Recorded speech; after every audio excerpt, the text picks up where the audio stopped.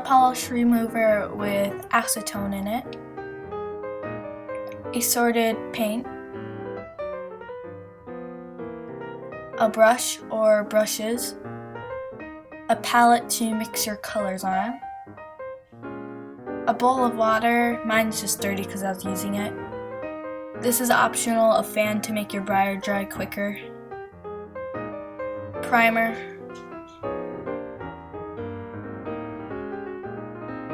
a spray on top coat, a box you can ruin, and a Breyer model. I already took the acetone and put it on paper towels and wiped all the paint off. Just make sure not to melt the plastic underneath it. So now after that, what you're going to do is you're going to take your primer and your Breyer and your box outside. I am in the basketball court, so no primer gets on anything, and make sure your Breyer model is on the box and you're spraying only at the Breyer model. And so now you want to make sure the red dot's away from you, and you shake it and then you just start spraying in very light strokes.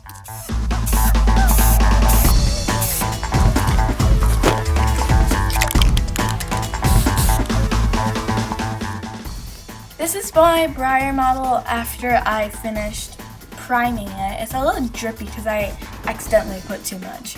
And don't worry if you don't get the bottom on the first try. You can always let it dry and you can pick it up afterwards and do the bottom. Okay, now that my model is all dry, I let it dry for like overnight.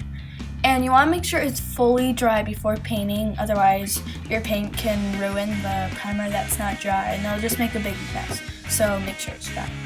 I'm using this horse as a reference. It doesn't have to be a model, but I like it to be a model so I can see everywhere, but you can use a picture if you want, or a real horse.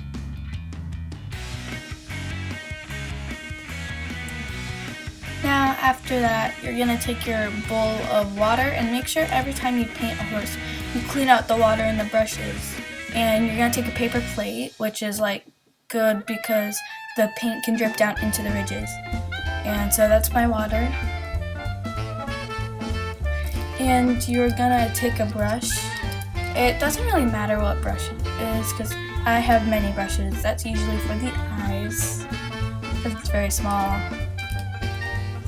And this brush is my favorite because it gets a wide open area very easily. I call it a fan brush.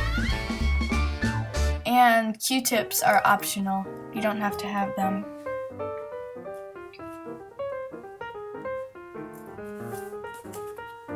And you're gonna take your palette out. Mine looks really disgusting.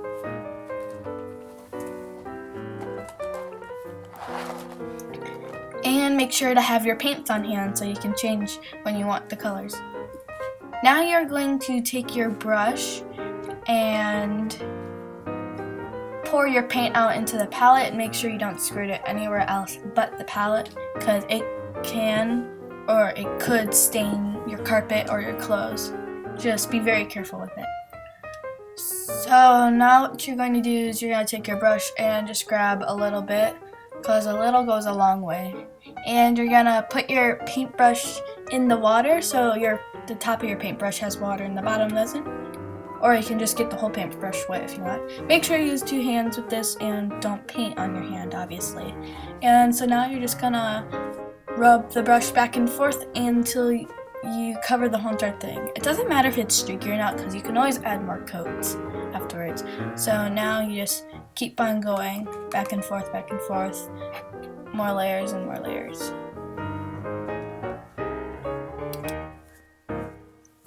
Make sure you do smooth and even coats. This is my horse after I painted it. I did many coats. And now you're going to spray it with the varnish or the top coat. And this is my horse afterwards. It's up on eBay. And I will put a link in the description.